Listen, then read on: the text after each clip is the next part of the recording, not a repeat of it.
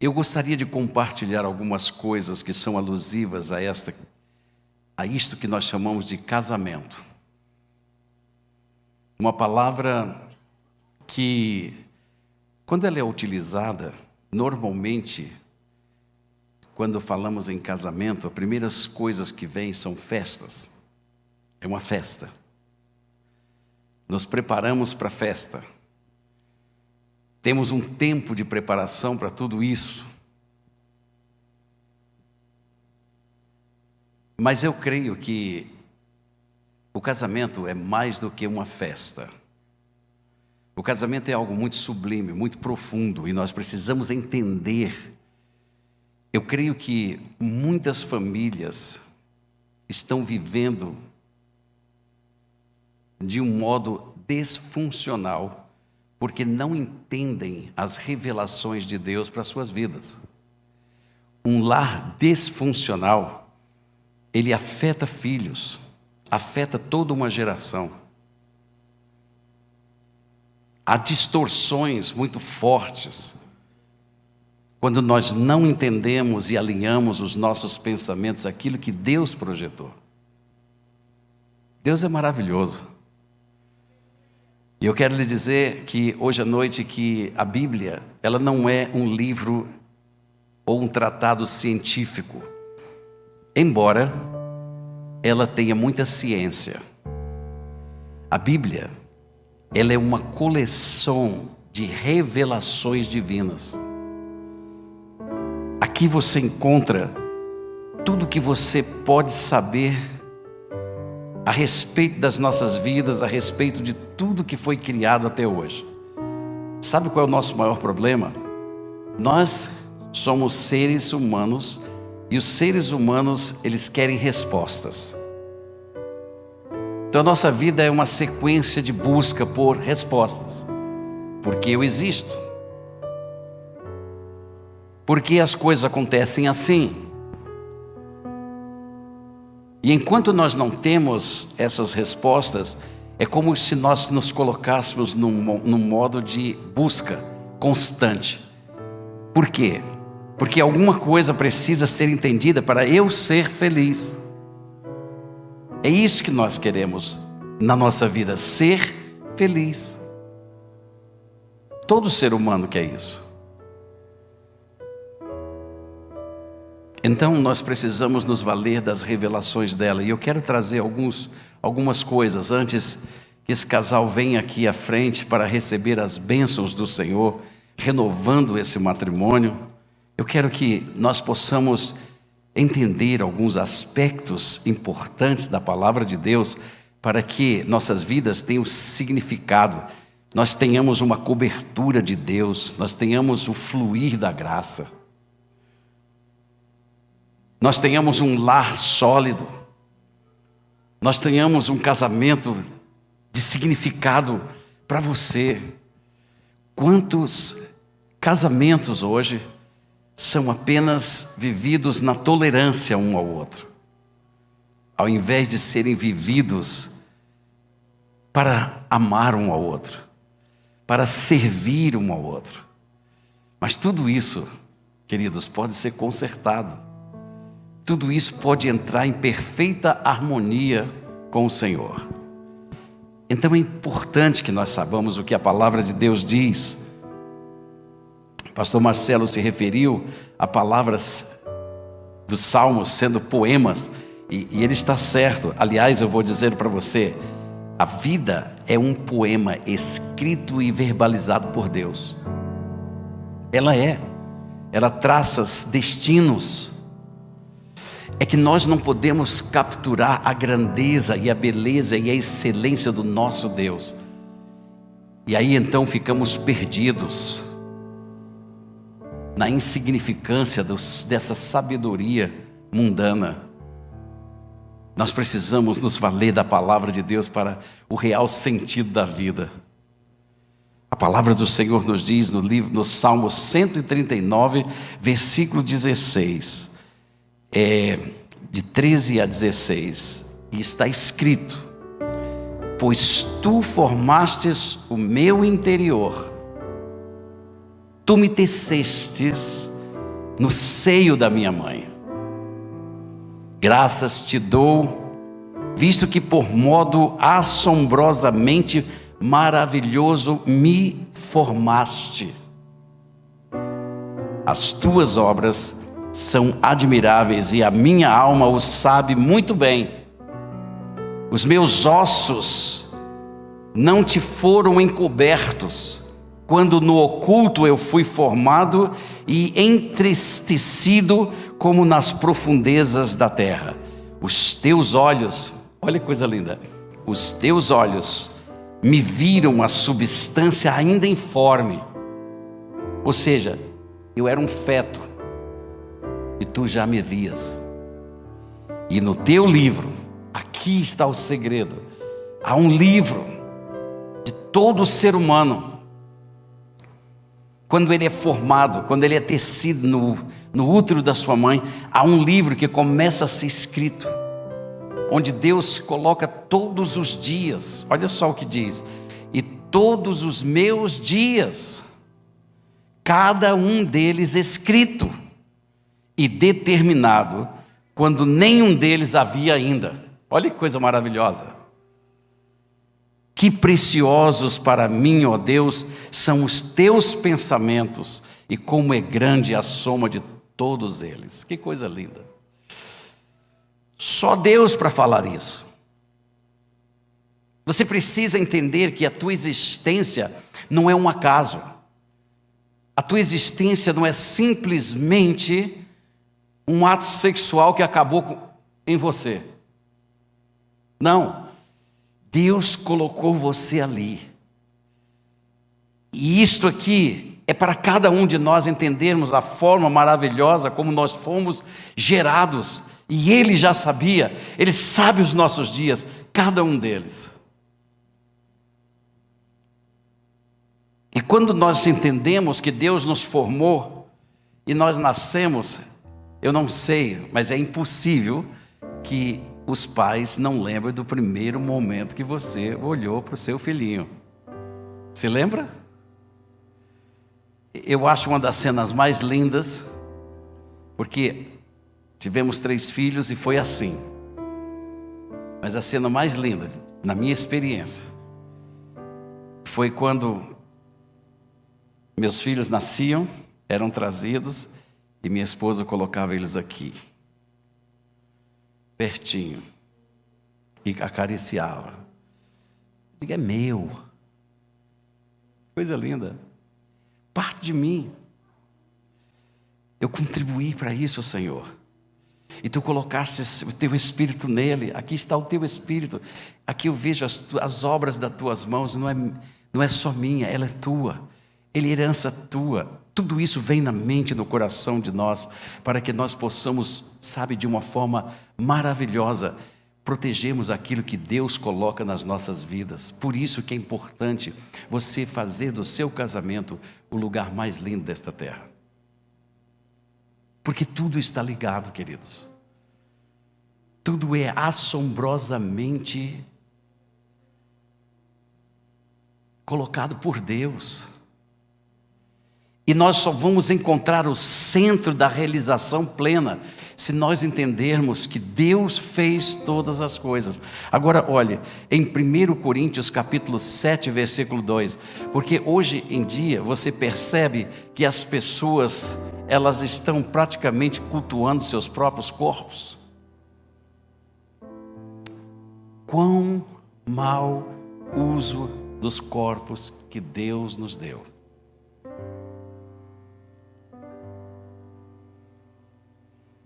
Nós precisamos entender, espera um pouquinho, isso aqui não é alguma coisa, meu corpo tem significado para Deus, tudo é para Ele, para a glória dEle. Então a palavra do Senhor vem no livro de 1 Coríntios, capítulo 7, versículo 2, e diz assim: mas por causa da impureza, cada um tenha a sua própria esposa, e cada um o seu próprio marido. Quando nós nos aprofundamos na visão bíblica, o que a palavra de Deus está realizando e dizendo é isto.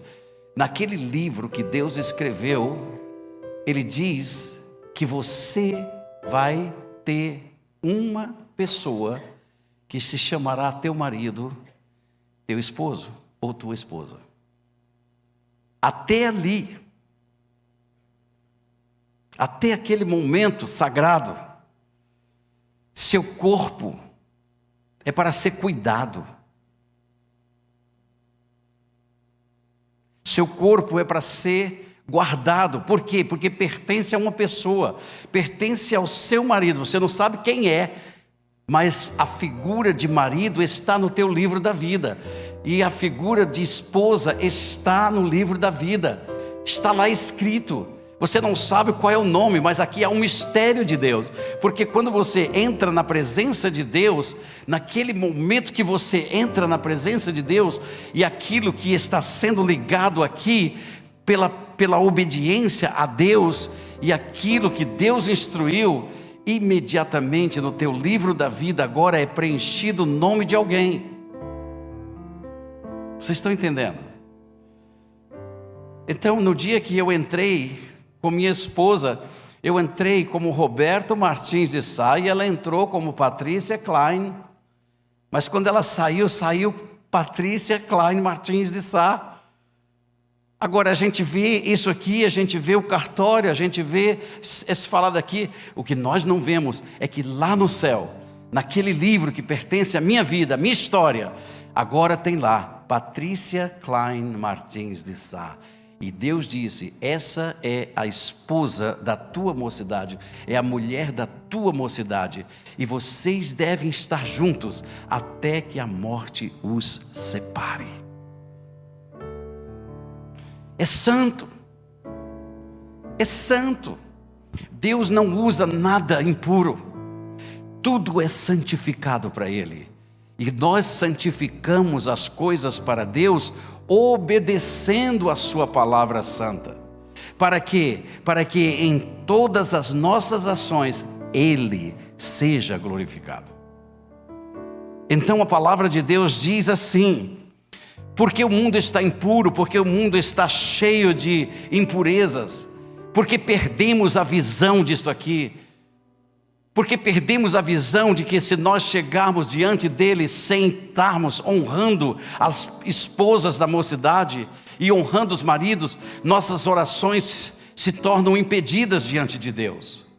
E é por isso que muitas vezes nossos lares estão sucumbindo a certas coisas, porque nós não entendemos as verdades divinas, nós não reestruturamos os alicerces da nossa família. Nunca é tarde para isso. Nós precisamos entender. E Deus disse: cada um tem o seu próprio marido, cada um tem a sua própria esposa. Eu vou dizer uma coisa, eu acho uma coisa linda. Sabe quantos habitantes tem o mundo hoje? Quem saberia? 7 bilhões de pessoas? Então você é um em 7 bilhões. Presta atenção no que eu vou dizer, se não é bom ou não é. Aqui em Campinas nós temos quantos milhões de habitantes? 1.300.000. A minha mulher vai para o shopping, faz as comprinhas dela, sai para fazer o trabalho, ela entra no carro, ela sai andando por esses 1.300.000 de pessoas e vem cair nos meus braços. Ela é minha. É minha. Que coisa mais linda. Quantos homens ela viu? Mas eu sou especial para ela. Isso me dá o quê? Sentido de existência. Eu existo, eu sou amado. E eu faço isso a mesma coisa por ela. Passo por um monte de mulher, quer nem saber. E vou cair nos braços dela. Não caio no braço dela, porque literalmente ela me deixaria cair no chão. Mas assim, sabe, romanticamente falando. Não é, você já pensou nisso? Que você é lindo. Uma das coisas que eu acho mais lindo no casamento é quando os noivos olham um para o outro e fazem seus votos. Eu fico assim encantado. Às vezes eu fico até querendo beliscar o noivo. Você não está sentindo arrepio não, cara? Ela dizendo para você que ela vai ser sua pro resto da vida, que ela vai te amar pro resto da vida. Você não sente? Que coisa linda, que coisa gostosa você ser exclusivo. Não é maravilhoso? E Deus disse isso. Agora olha, a mulher não tem poder sobre o seu próprio corpo, e sim o marido. E também, semelhantemente, o marido não tem poder sobre o seu próprio corpo, e sim a mulher. Olha como Deus é maravilhoso. Quando nós entendemos essa visão bíblica, nós estamos dizendo que Deus está nos protegendo. Você passa a ter um ministério. Porque nós somos seres criados por Deus e dotados de sexualidade. E para podermos entrar nessa dimensão de intimidade, existe o desejo. E agora veja, esse desejo, diz a palavra de Deus, deve ser satisfeito no corpo da minha esposa e o dela no meu corpo. E assim é para ser. Você não tem autoridade para fazer isso. Por isso você se torna um ministro de Deus para o outro. Você se torna para ele a delícia de um romantismo. Você se torna para outra pessoa uma cobertura espiritual. Você está protegendo a pessoa. Você está trazendo alegria para ela. Você está trazendo realização para ela. E Deus coroa tudo isso, sabe com que? Com paz, com intimidade. Um lar gostoso, um lar viçoso, tudo acontece. Aí eu poderia falar tantas coisas aqui, mas não temos o tempo suficiente.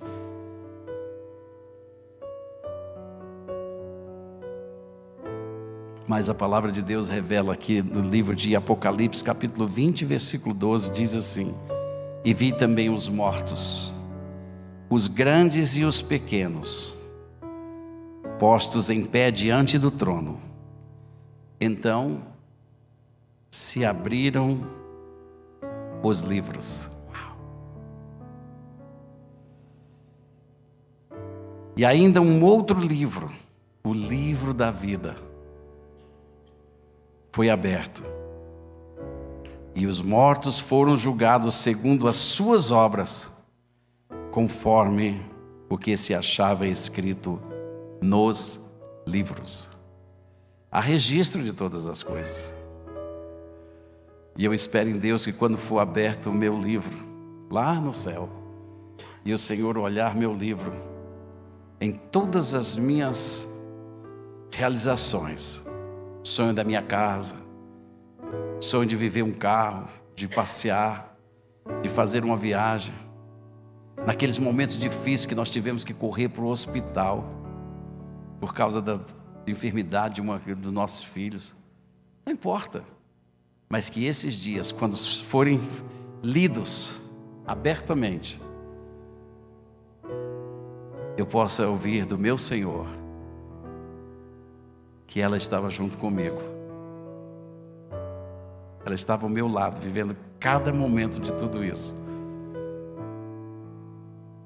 E assim o Senhor diz: servo bom e fiel, você foi fiel, você me obedeceu, você manteve sua esposa, você cuidou dela, você vai receber galardão por isso. Mas nós não pensamos assim. Nós achamos que o direito de ser feliz é se alguém me realiza sexualmente. Nós achamos que o direito de ser feliz é se alguém supre as minhas necessidades emocionais. Nós achamos que o casamento é a outra pessoa suprir o que eu preciso. Mas eu disse para você que no conceito de Deus, você é um ministro de Deus para realizar o outro e satisfazer o outro em todos os aspectos da vida dela. Então, meus queridos irmãos em Cristo, é lindo o que nós estamos vendo e presenciando daqui a pouco. Esse casal vem porque agora eles conheceram Jesus. Agora tudo é diferente. Eles poderiam hoje estar em algum buffet da cidade, eles poderiam estar dando uma festa com seus amigos em algum outro lugar, Mas eles não disseram assim, não, não, não. No dia em que nós casamos, nós fomos para uma chácara. Mas agora, nos 10 anos de casamento e que conhecemos o nosso Deus, nós queremos renovar nossa aliança no altar do Senhor. Eu quero realizar o meu sonho de entrar na casa de Deus e me apresentar diante dEle. Isso não é obra maravilhosa de Deus? E então, meus queridos, nós estamos aqui para isso. Para a honra e glória do nosso Pai Celestial. E a igreja, ela deve vibrar com isso. Ela deve estar feliz com isso. Mas pastor, o senhor vai fazer isso num culto? Sim, por que não? Por que não? É o melhor lugar. Mas como fica o restante das coisas? Não ficam, é tudo para a glória de Deus, é para eles. E nós, como irmãos em Cristo, devemos celebrar esse momento na vida deles. Nós devemos nos realizar nos sonhos que Deus está dando para ele. E vamos orar para que Deus perpetue esse casamento para a honra e glória dele, aleluia. Coisa maravilhosa, coisa linda, participarmos de tudo isso. Eu amo isso. E eu quero dizer para vocês que, encerrando aqui, eu estava numa certa ocasião num cabeleireiro cortando o cabelo e do lado tinha uma mulher, uma moça, conversando com outra, estava cortando. Ela disse, sabe, eu gosto dos batistas. Quando ela falou eu gosto dos batistas, eu me antenei lá. O que essa mulher vai dizer e por que ela gosta da gente? Ela disse, porque eles casam para valer. Não é para experimentar. Experiência se faz com rato. Quando minha mulher não é rato, ela é princesa. E eu não casei para experimentar se ela é ou não é boa. Eu me casei para viver com ela por resto da minha vida. Isso tem significado diante de Deus. Efésios capítulo 5, versículo 22. Nós devemos selar nosso voto diante de Deus e diante da pessoa amada com estas palavras. Está escrito aqui. As mulheres sejam submissas ao seu próprio marido, como ao Senhor. Porque o marido é o cabeça da mulher, como também Cristo é o cabeça da igreja, sendo este mesmo o salvador do corpo. Como, porém, a igreja está sujeita a Cristo, assim também as mulheres sejam em tudo submissas ao seu marido. Maridos, amai vossas mulheres, como também Cristo amou a igreja, e a si mesmo se entregou por ela. Entende? Se entregar por ela, para que a santificasse. Veja, meu propósito de me entregar para a mulher, de cuidar dela, é para santificá-la para o uso exclusivo de Deus. E quando sua esposa é cuidada por Deus, ela se torna o próprio auxílio de Deus e a condutora de todas as palavras de auxílio e de poder que você, homem, recebe na sua vida. Portanto, eu digo para você, aquele que repudia uma mulher, repudia os próprios conselhos do Eterno e diz não a Deus, eu não quero o teu auxílio. Ela carrega com ela aquilo. Eu quero minha esposa, porque ela significa para mim algo muito mais do que uma mulher. Ela significa o Deus me auxiliando. E eu vou dizer, que maneira mais linda e maravilhosa de me auxiliar. Eu amo isso. Eu amo isso. Eu sempre digo para minha mulher, você é muito linda. Eu não sei o que você viu em mim, mas você é linda. E ela é. Aliás, continua sendo. Já está com... Não pode dizer a idade de mulher. Eu estou com 65, ela é 3 anos mais nova que eu, 2 anos mais nova que eu. Então, mesmo assim, continua bonita. Linda. Não sei nem se ela está vendo. Mas nós deveríamos olhar assim um para o outro. Ninguém fica velho. O amor não envelhece. O amor não se ensoberbece, o amor não vê o outro da forma, senão da forma que Deus estabeleceu. E por isso, para apresentar a si mesmo igreja gloriosa, sem mácula, nem ruga, nem coisas semelhantes, porém santa e sem defeito. Você quer que sua esposa se apresente a você, marido, da mesma forma como a igreja se apresenta? Faça o que Jesus está dizendo. E você vai ter uma mulherzinha bacana, mulher legal, mulher que te ama, carinho. Todo homem gosta que a mulher dele olhe para ele e diz: você é o mais inteligente da terra. Ele quebra 2 botões, na hora que o peito incha. Mas quando a mulher diz: você é isso ou aquilo, ele se quebra. Nem Sansão resistiu quando uma mulher quer fazer alguma coisa e está ferida. Queridos, vamos restaurar nossas vidas, nossos casamentos, para a honra e glória do Senhor Jesus Cristo. Assim também os maridos devem amar a sua esposa como aos seus próprios corpos, e quem ama a esposa, a si mesmo se ama.